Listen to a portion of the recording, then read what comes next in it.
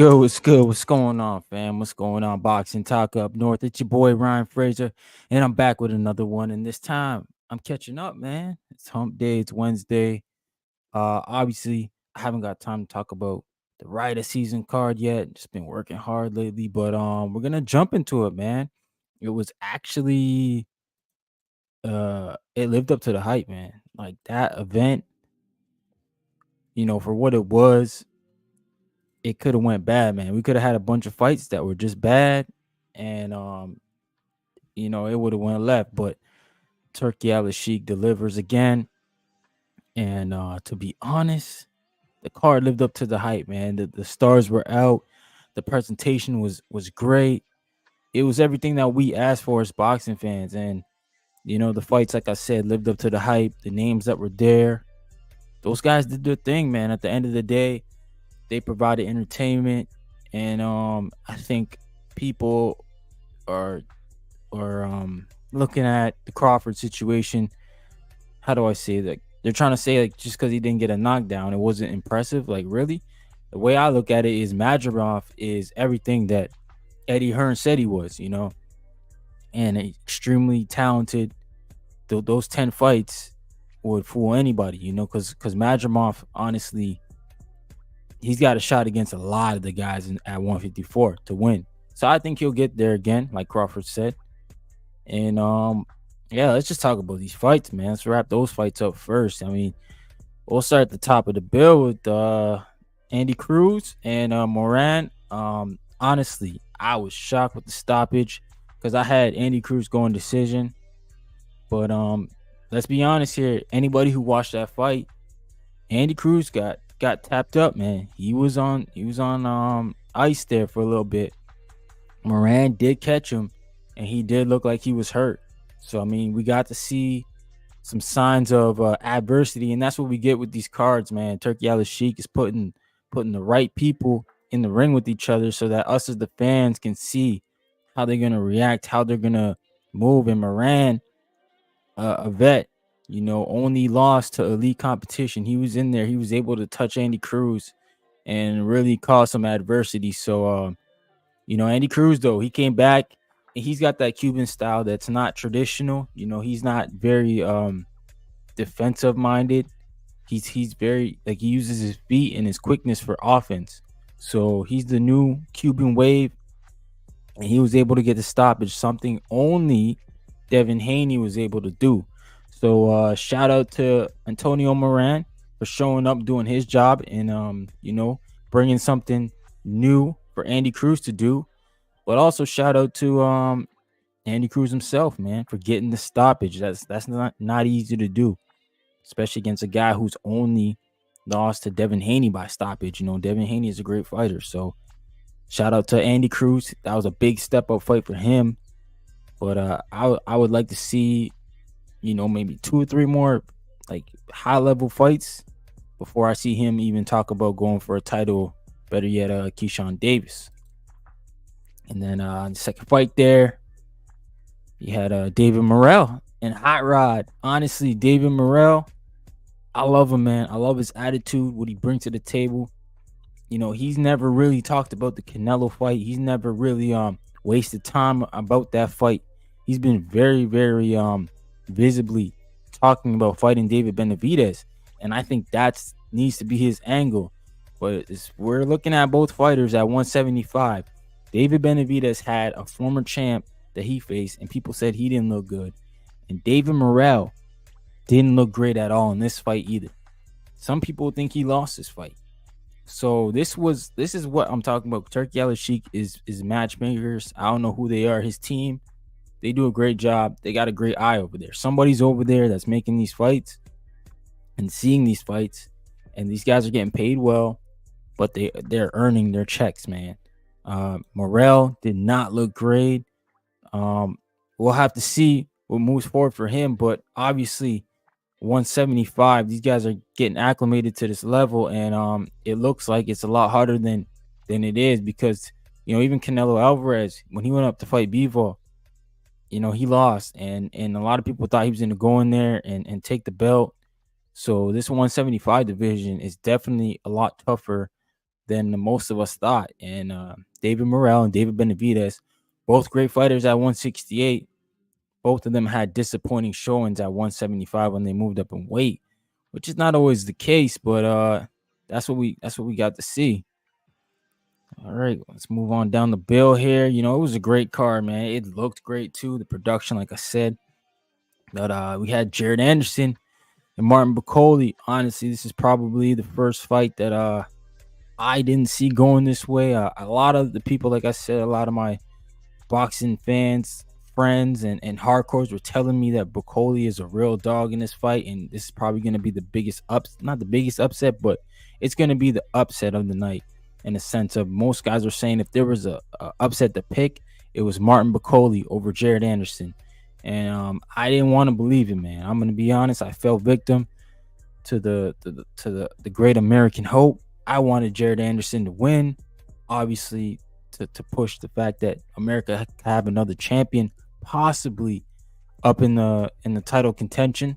But I think Jared Anderson was just out punched. Like he couldn't it was like he couldn't tie up Bakole, and his speed, which was going to be his advantage, he didn't use it as good as I thought he should.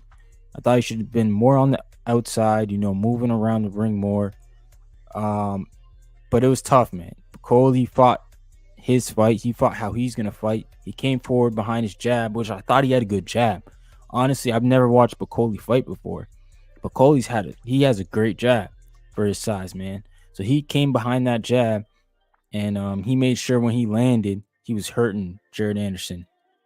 And each time that he did land, Jared Anderson, he didn't really have an answer for it at all. So that's just one of those fights, really, where Jared Anderson, that was probably his opportunity to prove to the world that he is the real deal.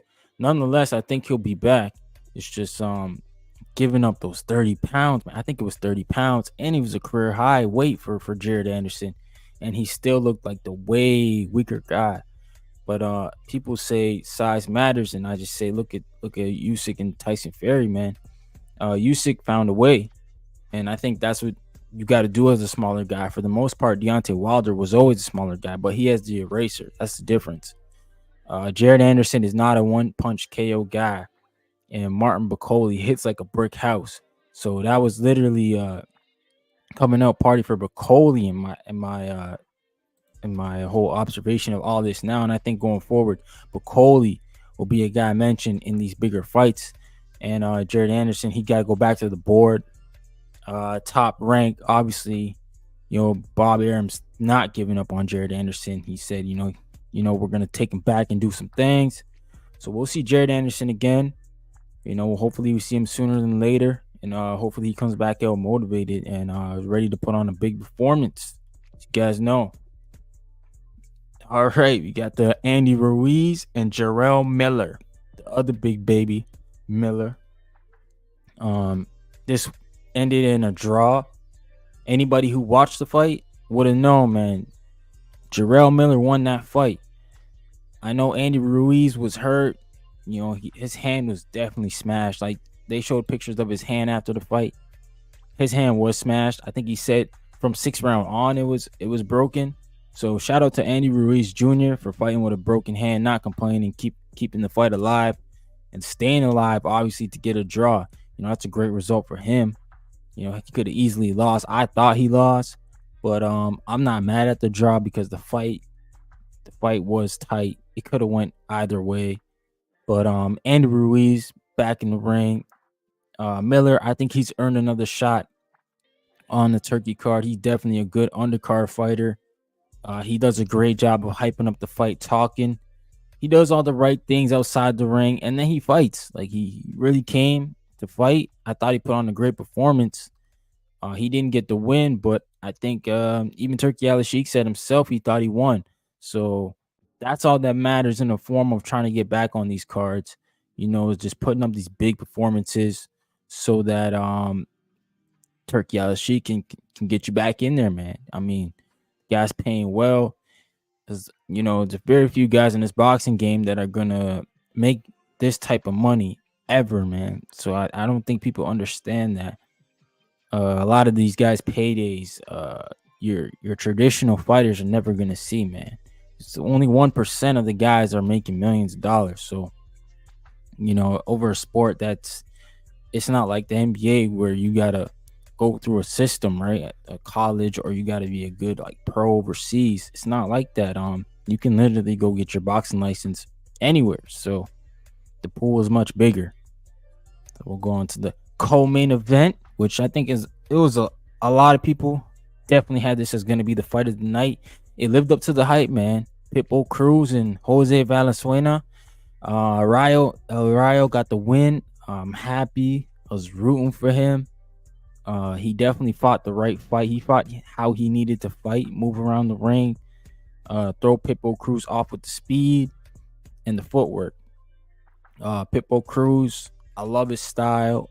Love his story.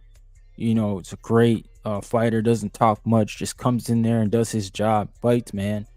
But he is one dimensional.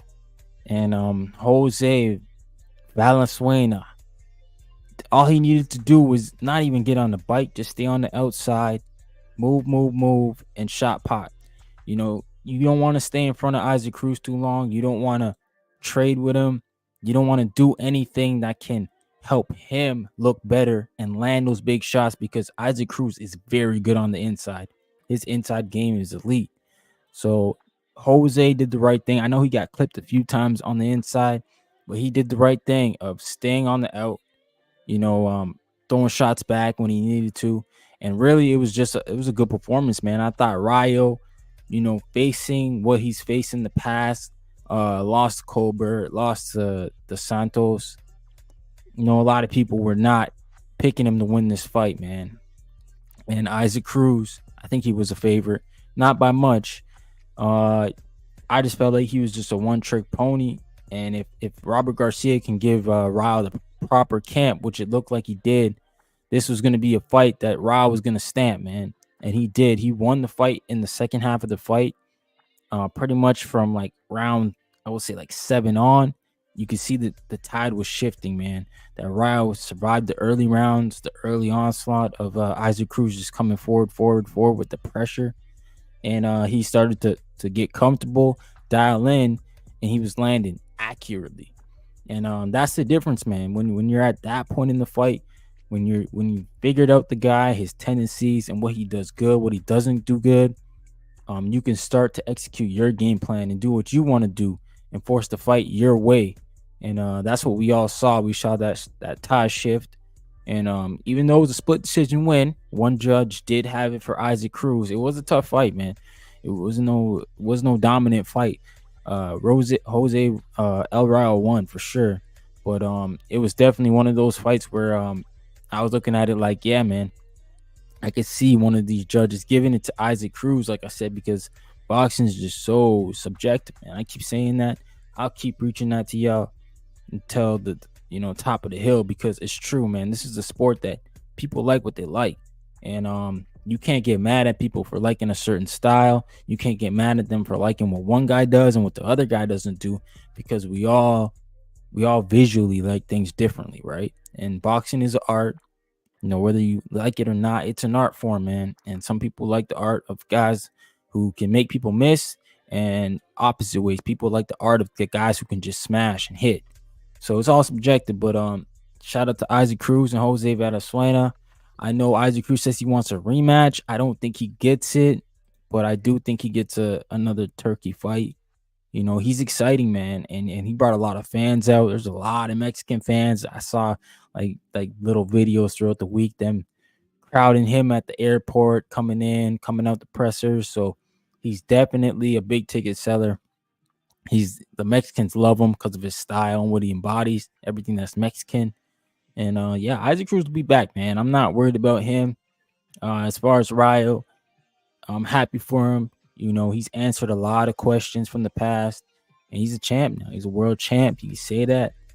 And I'm interested to see what they do with him next and how they move him. And then after that, we had the main event, the main show. Oh, man, this was a great fight, man. This was like one of those fights, if you were a boxing purist, you enjoyed every second of it. I know to the casual fan, this probably wasn't as an appealing fight as you wanted to see. Hearing about Terrence Crawford and his knockout streak and everything that was going on. Everybody's saying how dominant he is, pound for pound king. I know what you're expecting, just a dominant performance because his opponent is only 10 wins and 0 losses. I get it. His opponent's never seen anybody like Terrence Crawford. I get it. He's never been in there on this level, this stage. I get it. But Madrimov was ready. He's been in 300 amateur fights. This guy's seen every style. He's conditioned, and he was very disciplined. The game plan that they had was obviously to throw Terrence Crawford off. They wanted to bait him into throwing shots and reaching. And what I saw in there extremely early in the fight was discipline. Both men were not biting. They were not biting. Madrimov did not throw the wild shots that he usually throws. Felix Diaz, shout out to him. I don't hear enough people crediting Madrimov's team in his corner. The game plan that they put out for Madrimov was as perfect as you could run it. And we all saw that because we're all saying how Crawford's not ready now for Canelo. And we're saying that Crawford looks human now. And that some people are even saying Madrimov won the fight. And, I don't agree with that. But what I'm trying to say is that they made the fight look a certain way. I'm saying? Crawford couldn't do what he does best. He couldn't look the way that he's been looking, dominant. So Madrimov did what he was supposed to do. He made the fight look a certain way. And the fans didn't understand it, man. And in the early rounds, Madrimov was he was landing those rights, those straights, man. And Crawford took away his jab though, and I felt like that was more important than the rights. You can get out the way, even though Crawford didn't, which was crazy to me. I thought he got hit way too much with those straights. The jab was the setup punch for Madrimov, though. It was the punch that gets Madrimov in those looping punches, gets him out in front of his opponents and gets damage on them. And he took that away completely. Like, the stats were crazy on the jabs for Madrimov. He couldn't get going on that. But at the same time, his feints, his movement, and everything that he was doing was keeping Crawford honest, keeping him at bay. Crawford wasn't taking chances like he was. He wasn't using his athleticism as much as he wanted to. So it was a different fight for us. Like, we were seeing Crawford on the back foot the whole fight pretty much. He was on the back foot. But that's what's impressive about Bud. He was in a southpaw position, not a strong position. Well, he's a better southpaw, but he's not naturally left-handed. But he was in the southpaw position on his back foot the whole fight. And when he did move forward, Madrimov didn't look comfortable and started to wrap him up. And I think of the better exchanges, Crawford landed the better exchanges. I know he out punched Madrimov. I'm not sure about how many more. Madrimov was more precise, but Crawford was the busier fighter, and he landed more of the punches just by nature. That was a fight that that's hard to judge, right? And I can see how people had it wide, and I can also see how people had it close. So it's just one of those fights that's like, that was a good fight. Even though people are trying to trash Crawford and whatnot, nobody's giving Madrimov his respect, man, because he beats most of the 54-pounders right now.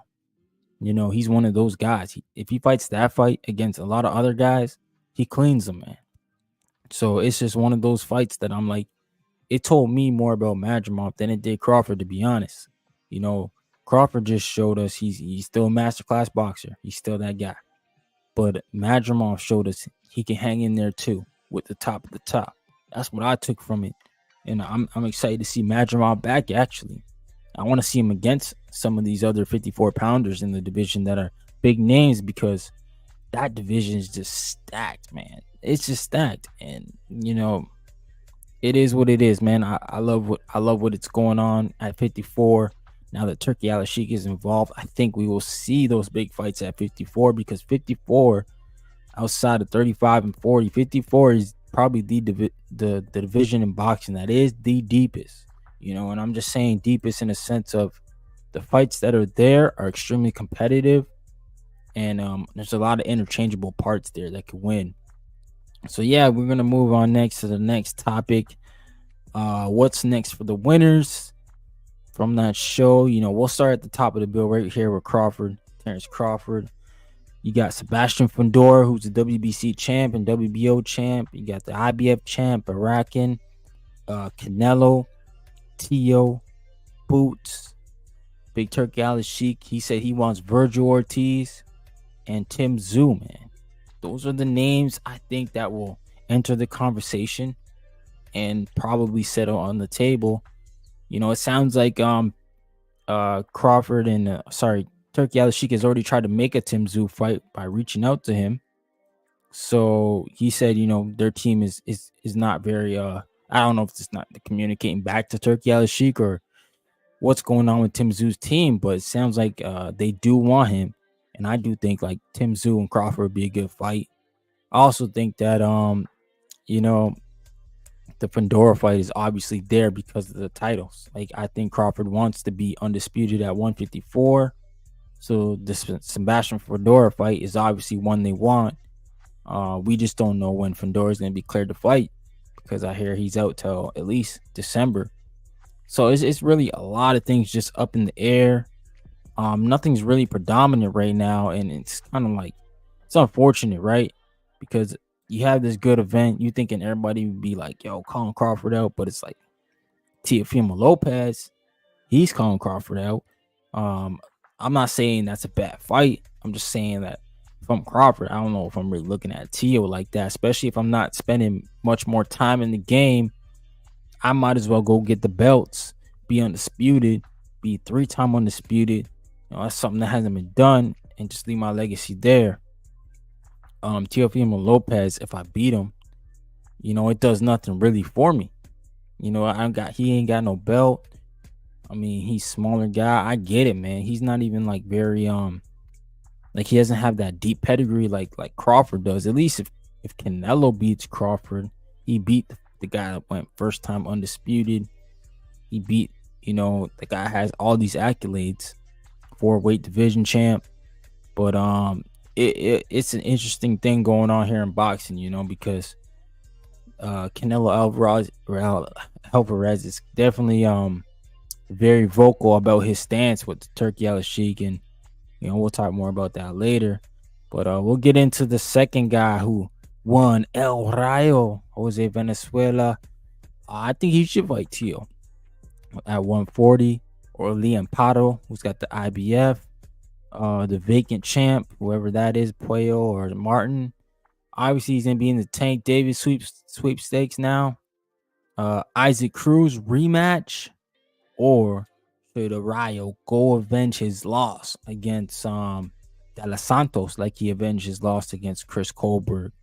I'm always, when guys do that stuff, right or wrong, I'm always for that, man, because you're going back and you're showing the people that, hey, man, I just wasn't me that night. Let's run it back. The stakes are going to be higher in the second fight, and it'd be good, man. Rayo is a great fighter. I'm happy that he got this win to show the world that he can bite down and win a big fight. I mean, he's definitely a dude that's always been there. But then on the grand stage, like that Chris Colbert loss, I know it took a lot out of him, man, because the way it went down, he was dominating the fight early, and then, the back end of the fight was close enough that he lost it. So he went out there, and this fight was the opposite. He took the back end of the Cruz fight and won it. So shout out to Rayo. They got options, man. The great thing about Rayo and their team is that's Benavidez Sr. that works with them. So, he's got David Benavidez also talking to the Sheik about fighting the champs of Undisputed at 175. So they have that connection going forward. And it'll be interesting to see really what goes on with that division moving forward. And there's lots of names at 140 right now. I mean, if Devin Haney comes back, that could be a fight for Rayo. Obviously, Devin Haney champion in recess at WBC. But there's just a whole bunch of things now that Rayo could do, or he can go back to 35. Obviously, like I said, Tank Davis needs a partner. And maybe Tank Davis comes up to 40. maybe. Like I always felt like Tank Davis's best wins are gonna come at 40 because of who's there. But yeah, man, El Rayo. I'm happy for him though. I mean, his team, like what he's accomplished. So we'll see. We'll see what goes on with those guys over there. Obviously they got a lot to think about. They got a lot to do, and yeah, he's gonna be a champ, man. Martin Bakole. Like I didn't know much about him, but I know now. So I think he should fight Zhang, man. Him and Zhang or Philip Herkovich, Fa Ajagba, maybe the Michael Hunter rematch, or even get the WBA regular against Manuel Char. I mean, Bakole's definitely made a name for himself now. I think we should take him very serious. I think Bakole's got what it takes to disrupt that division at heavyweight. He's got the power, man. I do not know how durable he is against the others, though. I don't think Jared Anderson was able to land anything very, very hard on Bakole to show us anything. And Jared Anderson's not really a powerful puncher like that. So it'll be interesting to see how Bakole stacks up against the heavier-handed heavyweights. But I do think he definitely deserves his part in being in the Ryder season and getting on those heavyweight cards. And I think Turkialalshik's got something in the works for him. And we'll see. We'll just have to wait and see, man. I mean, Martin Bakole's a big dude. And all week I was just saying that, like, man, this guy's huge. I think he weighed in at like 280, 282, I think. 6'5", I believe. So these heavyweights are they're like super heavyweights, man. This division's just mad. They're all monsters, man. So if you're not a monster, it's a tough day at the office. You got to be a great boxer, and that's what makes U6 wins at heavyweight so very, very good. But yeah, we'll move on with David Morell. His next fight, he didn't look good in this fight, man. So I'm not saying Benavidez at all. I'm going with Callum Smith, Anthony Yard, Joshua Boatzia, and Willie Hutchison. I think those are the best names right now for David Morell because David Morell did not look good. Let's be honest here. 175, that was his debut. You know, he did the whole thing of him chasing Benavidez. Benavidez won against a former champion, man. You didn't. And you didn't look good. So this is just one of those things where it's like, man, I don't think that David Morell's ready for a Benavidez fight at 175. Not yet. You know, especially if we're saying like, Hot Rod. I don't want to talk bad on him, but I don't think that he's a former champ. I don't even know if he's won a belt at 75. So, David Morell, obviously, he's got his work cut out, man. But I think it's back to the office. Maybe it was the stadium feel. Maybe it's a bigger audience. He's been headlining in Minnesota, so being out in LA, maybe all the fight week and all that stuff got to his head, but it wasn't a good performance, man. It just wasn't. Didn't do it for me. And I'm a David Morell fan, by the way. I love that he's chasing David Benavidez, but I also understand that fight is not good for him right now. That fight will hurt him. So he just got to keep going, keep grinding, keep getting better with your skills, man. Don't worry, those fights will come. Those guys ain't really going nowhere. Everybody's still kind of young. So I think he'll get those fights later on. I just don't think right now is the time. But he can still fight good fights. Like I said, Yard's a good fight. Definitely Callum Smith is a good fight. Willie Hutchison just had that win. So there's names, man, at 75 that he can still build his name on and get better at, This is the biggest question mark. Andy Cruz. Who's going to be his next fight? These are the guys I just found that I think are good names. George Kambosos, former champ. Edwin De Los Santos got the win over Rayo. Michelle Rivera, good name. Keyshawn Davis is the pipe dream, to be honest. I just put him on there as a pipe dream. And then Raymond Morlataya, I think he's also a pipe dream because I feel like Bob Arum is not going to give his guys up to ride a season like that. Not for Andy Cruz, not for Eddie Hearn. So I don't think Keyshawn or Raymond will get the fight with Andy Cruz. I think it's more George Kambosos would be the great name for me, just because Kambosos, former champ, you know, he brings that tough, gritty style to the table. But to be honest, if Andy Cruz can land any of those names, that'd be a miracle because of where he's at in his career. I believe he's only 4-0, maybe 5-0 now. But he's at a point in his career where he's all risk, right? No reward for anybody. So it's like, man, do we really even want to sign up to fight Andy Cruz? And if we do sign up to fight Andy Cruz, it's gonna be somebody's gonna be paying a hefty price because, like I said, it's all risk, man. There's no reward for fighting Andy Cruz.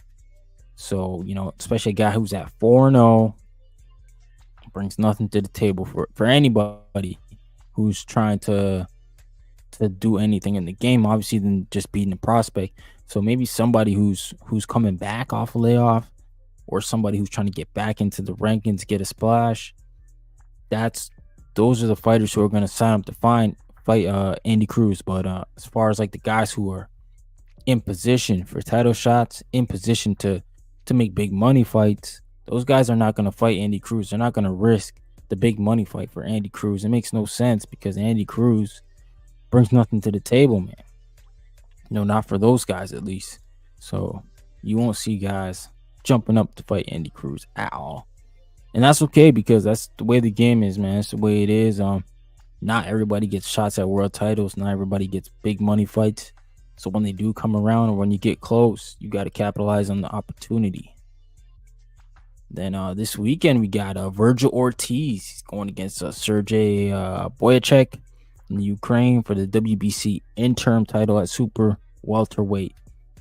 This is going to be Virgil's first biggest test, man. He's going against a live dog, a guy who I think he's only lost to Brandon Adams by stoppage, and I think all his wins, he's won like 23 wins by knockout of 24 of his wins. So it's definitely one of those guys, man. Sergey Bohachuk. He's definitely a great fighter from the Ukraine. They fight, August 10th in the Mandalay Bay. Yeah, man, 24 wins for Sergey Bohachuk. 24 wins, 23 KOs. He's only had one loss to Brandon Adams. We recently just saw Bohachuk on May 30th. What was that? Sebastian Fundora and Tim Tszyu card when he fought a Brian Mendoza. That was the last minute because I think he was supposed to fight Fundora originally. Yeah, I'm pretty sure that's what happened with that. He was supposed to fight Fundora, and then obviously Keith Thurman pulled out the fight with Tim Tszyu, so Sebastian Fundora got moved up on the card, and then Brian Mendoza got moved in the last minute to fight Sergey, and Sergey just beat up Mendoza, man. It went all 12, but that was a tough fight, man, to watch. Sergey, he's very, very strong, obviously. Guy's got a 95% KO ratio, and this is why I think this is a great fight, because we know Virgil Ortiz, he's got the 100% KO ratio. So this fight is going to be a barn burner. Guys are going to get hurt, man. Somebody's going to get hurt, and I think we all want to see, can Virgil make weight once, one thing, and two, can he perform at the highest level? Is he who we think he is? And man, I can't wait to watch the fight. Obviously, I'm hoping Virgil could win because that could set up a possible Terrence Crawford matchup. But at the same time, I want Virgil Ortiz right in there with the top guys at 154 because I do think he's an exciting fighter. I just hope that all goes well. He makes it to the fight, makes weight, and we see Virgil finally go 12 rounds or something. Or we just see him in a firefight, because that's what this is on paper. It's a firefight. So for the fans, this is a fan-friendly fight, man. Last topic of the evening, Canelo Alvarez. He said he is not kissing the turkey ring. I love it, man. And this is the thing. I'm a big Turkialalshik Turkialashik fan, but I do believe in the fighters who are able to move freely and to do their own thing because they have a fan base, they have a track record, they do good business, and they're like, entrepreneurs. I'm all for that, man. So I don't feel like everyone needs to go under the Turkialashik banner. I think, Canelo Alvarez is one of the few fighters that can go his own lane, work his own lane, and be okay. And I'm fine with that. I hope that he stays like that, and I hope Tank Davis does that as well. When you are a type of fighter like that, and you could pay guys the millions, you can help the guys make the money together. Like Floyd Mayweather was handing out paydays. Now it's Canelo Alvarez, payday, payday. You know what I'm saying? So that's just something that I like to see, him standing strong on that, him staying 10 toes down, saying, look, Turkialashik, you're not going to tell me what to do. You're not going to throw me off my circle, man. This is how I do business, Canelo Alvarez. And you could do it with me, or we're not going to just make the fight, because I don't need the Turkialashik money. I'm my own generator. So shout out to Canelo Alvarez for standing on that. I know he said he didn't get an offer, and he probably did get an offer. But like I said, he said he didn't like the way the business was coming to him. He didn't like the way he was approached. And that's okay, man. You ain't got to say yeah to everything. So shout out to Canelo and his team for standing on business. They made sure that they basically let the world know that they're not looking for a Terrence Crawford fight or a Benavidez fight. They're focused on Edgar Berlanga. Shout out to Berlanga for getting that fight, Puerto Rico versus Mexico, September 14th. And it's going to be a good card, man. Shaping out pretty good. They got Caleb Plant and Trevor McCumbee. I think Stephen Fulton's coming back, I saw. Obviously Lara and Danny Garcia, and then the main event. Oh, Rolly's on there too. So Rolly's making a comeback. So I mean, this is just a good time for boxing, man. We've got a lot of boxing coming up. Obviously Turkialashik still saying he got like 2-3 more events to make. We got Wembley Stadium in September, and then Bivol and Betterby got a fight, and Usyk and Fury got a rematch. So there's just so much boxing that's gonna be coming. It makes you think, man. And then obviously Turkialashik, he's gonna do something for Crawford probably in December too. I would assume so. So we can see Terrence Crawford twice a year. And the first time in how long? I don't even know how long, but this is definitely heating up. Boxing is heating up. So it's definitely a good time to be a boxing fan, man. Definitely a good time. But yeah, we're just gonna take a look here. See what people saying. Anybody saying anything? What's going on, world? Shout out to Wyatt Sanford from Canada. He got a bronze medal at the Olympics. Great kid, man. Happy for him. Brought home our medal. Killed the medal drought. I think the last medal we had was 96 Olympics for boxing. So that drought's dead. Thank you, Wyatt Sanford, killing the drought. So we got Big 12 in the building. Yo, 12, what you think about Bakole, man? You think that's a fight you would take? I mean, Bakole's strong, but I feel like you just like him, man. You big and strong too.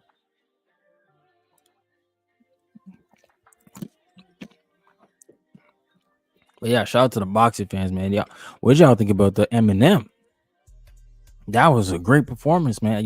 That brought it back for me because I'm a kid. I grew up in that era, man, of Eminem and Slim Shady, the Shady Show, all that stuff, man. I grew up in that, so even though he didn't perform those songs from back then, he kind of just he touched on a bit of it with the Lose Yourself, but I would have loved to see more of that.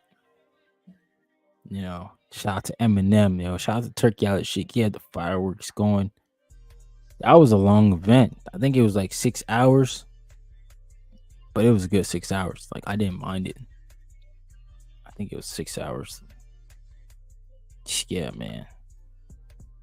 But if this is what we're getting, then I think we need one in Canada. You know, stadium fight. Maybe in Vancouver. Nicer weather out there. West Coast. I don't know. But yeah, we'll see what's up, man. I'm gonna head on out. Y'all enjoy your night, man. We'll try to tap in probably next week. Got a busy week coming up. But yeah, man. Stay up. Keep supporting the movement. Hit the like button. Smash the share. Subscribe. Do what you gotta do. I'm out. Peace.